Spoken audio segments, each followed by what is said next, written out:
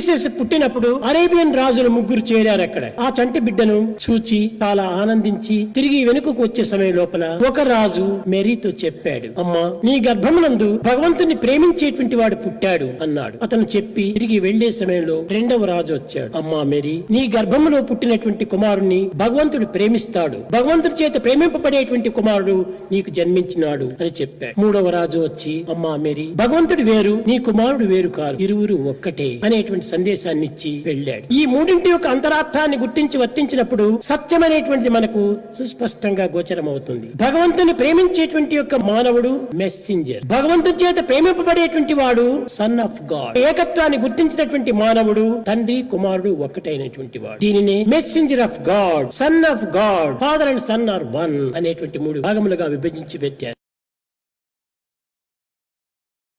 Jesus పుట్టినప్పుడు Arabian రాజులు ముగ్గురు చేరారు.